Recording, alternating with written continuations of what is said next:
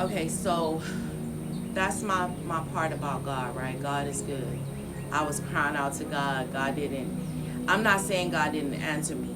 I just don't understand a lot, right? So when I'm talking to you guys, I also wanted to make sure because a lot of people are asking questions, and I'm gonna clear things up as much as I can because I am definitely a person that I'm a why person. Like I want to know why and what and what. And this is the other thing I need somebody to understand. You may get the answers, like you be feeling like if you got the answer. Like when my first son passed away, I didn't know nothing, and they don't release the autopsy to me. They like it's so much y'all that I had to deal with, and I see the same attack happening with this baby of mine. So I know that's the enemy. That's not that's the enemy is behind a spiritual enemy. The devil is real. God is real. Who you choose to serve is all on you. And one thing I know is that you think you get answers to a question, and then here just go another question. Because I was there when my son passed, able to help render aid. That's gonna come a whole nother topic later, because that comes with a lot of disclaimer. My family's been getting retaliated on, and it's just so unfortunate because questions, you can kill yourself with questions, right? But you just gonna still have more questions. We were celebrating 4th of July, so I'm gonna get to the part that most people kind of that don't know me. There's a lot of people who know me. Thank y'all for y'all prayers. I love y'all for that. I love y'all for that. So many people reaching out. I love y'all. People that don't know us, don't know my family, right? They want to know like, well, what was happening, and oh, this Eastside community, the news is reporting so much incorrect information. Is not even funny. So this is part of why I was like, I'ma speak out. This ain't even the most that I got to say. I got a lot to say, but this is just the tip of the iceberg.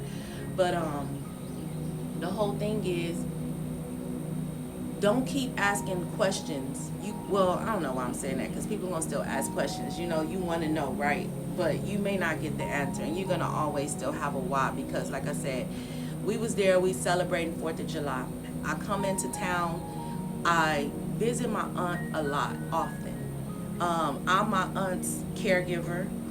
Well, my sons and I, we care for. There's a few disabled people that live in that house with my aunt, right?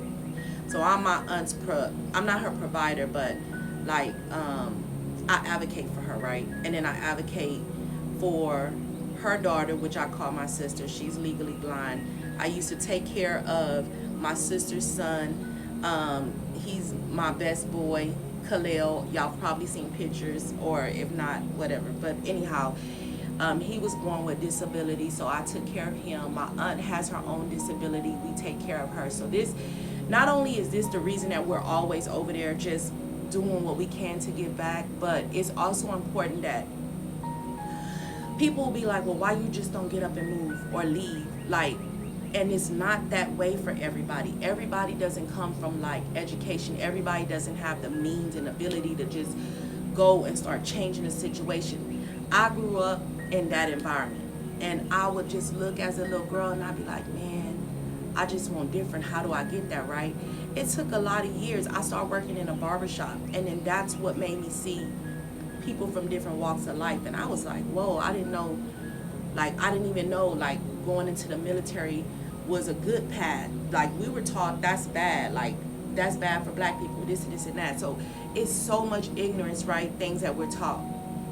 When I used to be young and I would go to school, and I'm sorry, y'all, I didn't get to the right point just yet, but I'm just giving this background context information of like, so you have a full understanding of like why things can come to where it's at.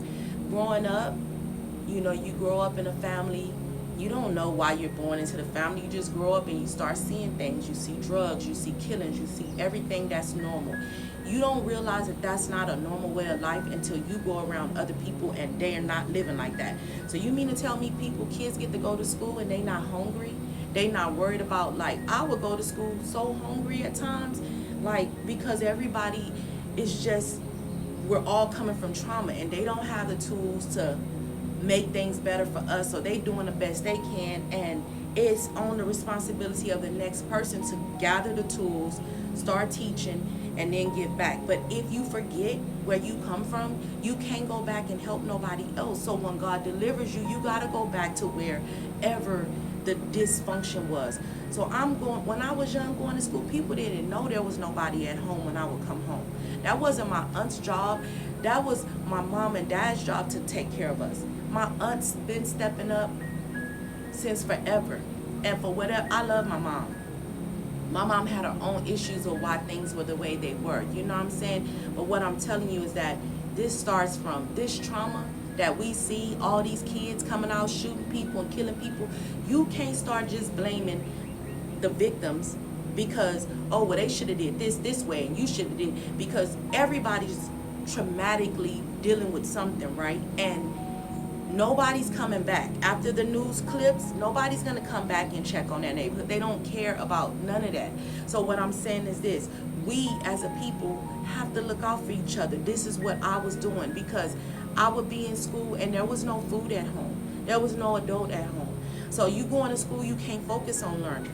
You go into a school where the teachers can't even teach the kids because there's so many kids being disrupted, but they got mental issues, they being molested, they doing this, they don't have no food, and they going home. And none of these people live in this environment. They don't know that. They're just receiving these kids. This is a problem child. They're writing them off, sending them back to the place where there's nobody to care for them. I understand this. I understand that you can see a kid come and you don't know what. This was years of my life, right? So now that I'm adult, I'm like, okay, I know what it looks like to look at a kid. You don't really know what's happening to them behind the scenes.